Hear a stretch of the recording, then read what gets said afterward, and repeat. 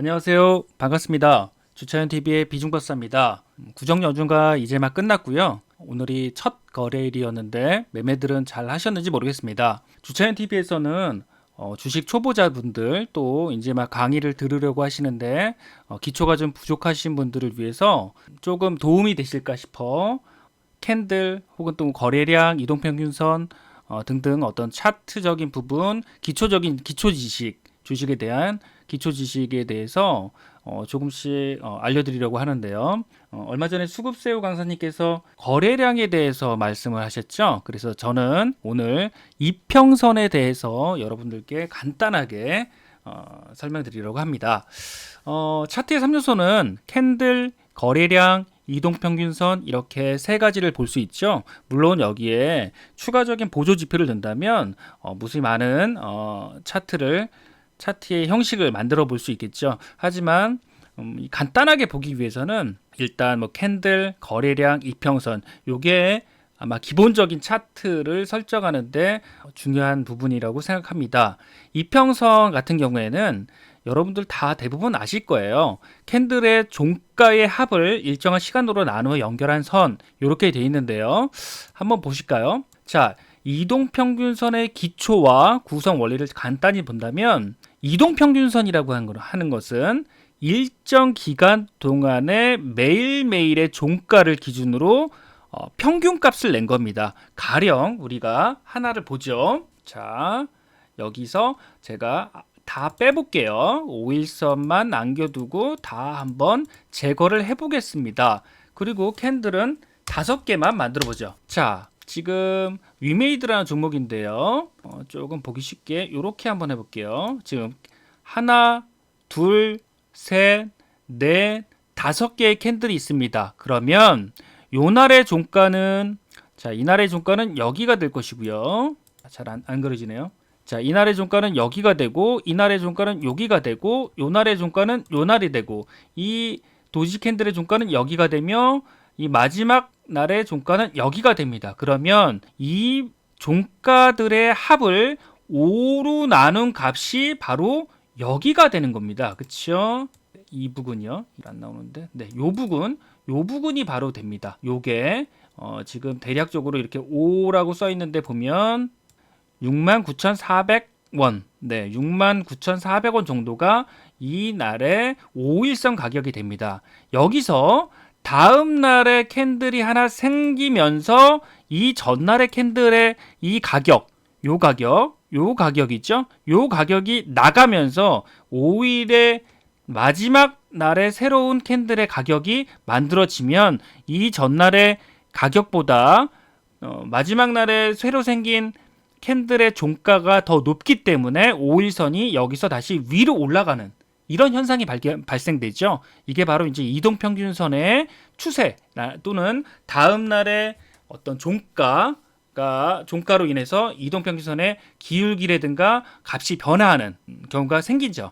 이것도 이제 추세적으로 알 수 있는데요. 자, 간단하게 본다면 5일 이동평균선은 5일 동안의 종가의 평균 가격을 쭉 연결한 선으로서 5일은 5거래일은 일주일이기 때문에요. 일주일 동안 변화하는 시간과 주가의 관계를 나타내 줍니다. 보통 우리가 5일 이동평균선을 많이 사용하는 때는 급등주 매매 혹은 뭐 세력주 매매라든가 즉 등락률이 좀 많은 것들 있죠. 등락률이 뭐 10% 이상, 20% 이상 또는 상한가 이런 종목들에서 좀 기준이 되며 가장 많이 사용하는 선이 됩니다. 물론 3일선이라든가 뭐 4일선 이런 것도 이용하지만 보통 우리가 조금 이제 빠른 템포로 매매할 때는 5일선을 많이 보는 경우가 생기죠. 그래서 5일선이 급등주 매매 시 좀 중요한 라인이 되고요.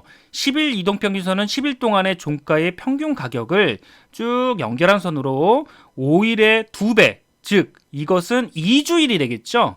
네, 한 달의 절반이에요. 한 달의 절반의 주가의 이동평균선이 되며 11선 단독으로는 어떤 지지라든가 혹은 저항이라든가 이런 것들이 약간 떨어집니다. 그래서 단독으로 사용하기에는 조금 신뢰도가 부족하다, 조금 중요도가 부족하다 이렇게 보시면 될 것 같아요. 자, 20일 이동평균선, 요게 좀 많이 중요하죠. 20일 이동평균선은 20일 동안의 종가의 평균 가격을 연결한 선인데요.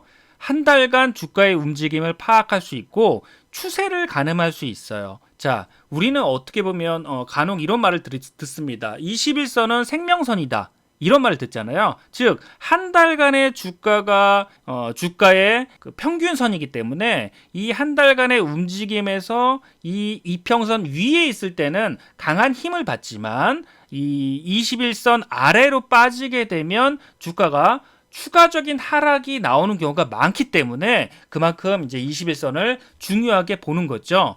그리고 60일 이동평균선은 약간 여기서부터는 중기 이평선으로 좀 되죠. 중기 이평선이기 때문에 20일이 한 달이었다면 60일은 세 달이 되죠. 세 달은 즉 한 분기입니다. 1, 4분기, 2, 4분기, 3, 4분기, 4, 4분기로 나눠지는 한 분기이기 때문에 이는 어떤 계절 변화라든가 기업의 어떤 분기별 실적이라든가 이런 것들이 나오기 때문에 분기별 합산되는 발표되는 시점이죠. 발표가 되는 시기이기 때문에 투자 심리에서 굉장히 좀 중요한 부분이 되는 경우들이 간혹 있습니다. 자, 20일 이동평균선만큼 또 중요한 것이 121선 이동평균선이에요. 이것은 60일의 2배, 즉 6개월의 이동평균선이기 때문에 반기가 됩니다. 반기.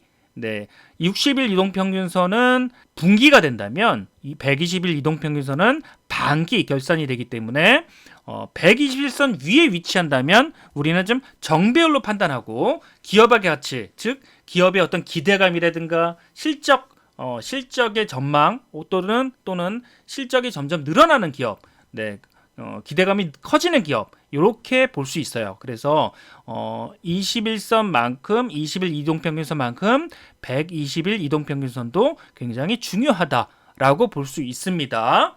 자, 그러면 골든 크로스하고 데드 크로스라는 게 있거든요. 자, 골든 크로스는 단기 이동평균선이 중장기 이동평균선을 아래에서 위로 뚫고 가는 것. 네, 가령 20일 이동평균선이 이 노란 선이 되고요.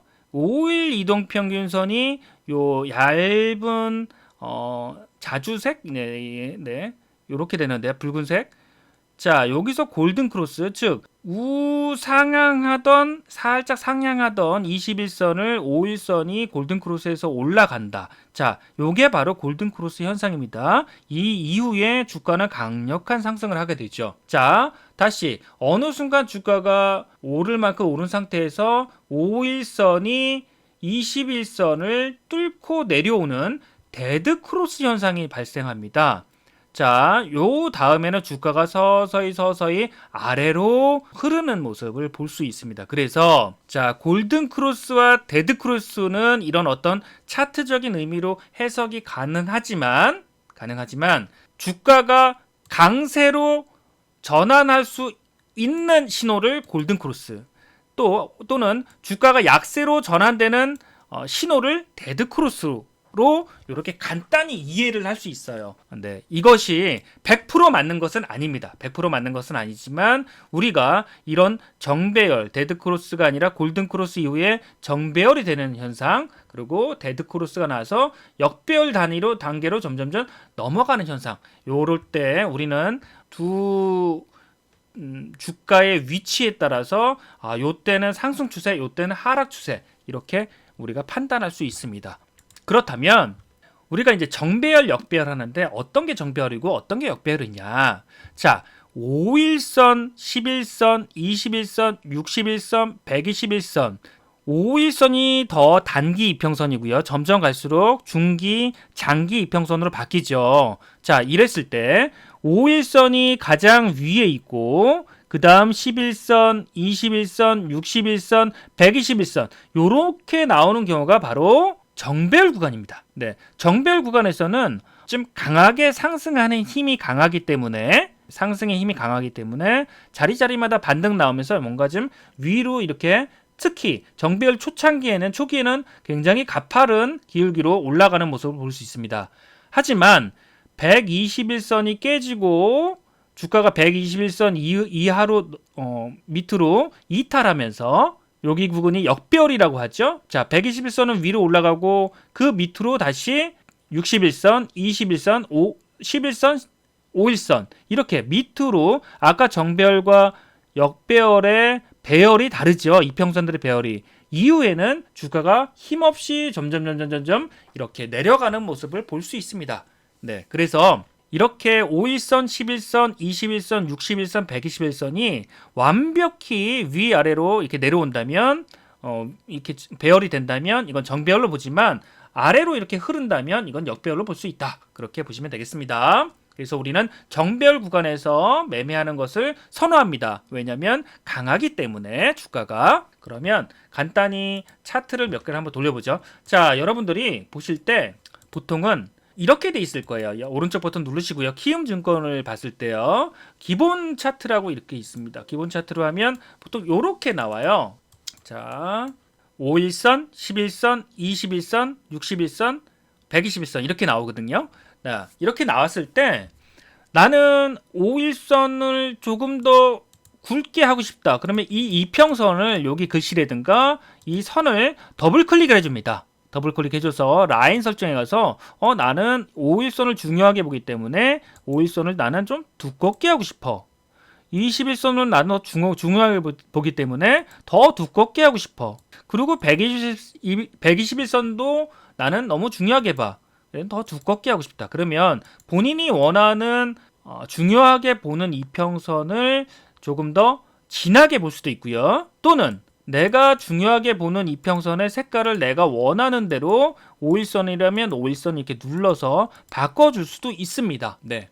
그렇게 해서 여러분이 이제 편하신 대로 이평선의 색깔이라든가 굵기를 만드셔서 본인의 차트로 만드시면 되고요. 그리고 또 한 가지, 우리가 이평선은 후행성입니다, 여러분. 네, 이평선은 항상 종가가 형성돼야지만 이평선이 하나가 생기는 거예요. 종가가 형성되기 전에는 짧은 이평선, 예를 들어서 5일선이라든가 3일선이라든가 이런 것들은 조금 그날의 어떤 움직임, 등락의 움직임에 따라서 얘네들이 움직이기 때문에 약간 후행적인 모습을 볼 수 있습니다. 다만 우리가 이평선을 이용해서 매매한다.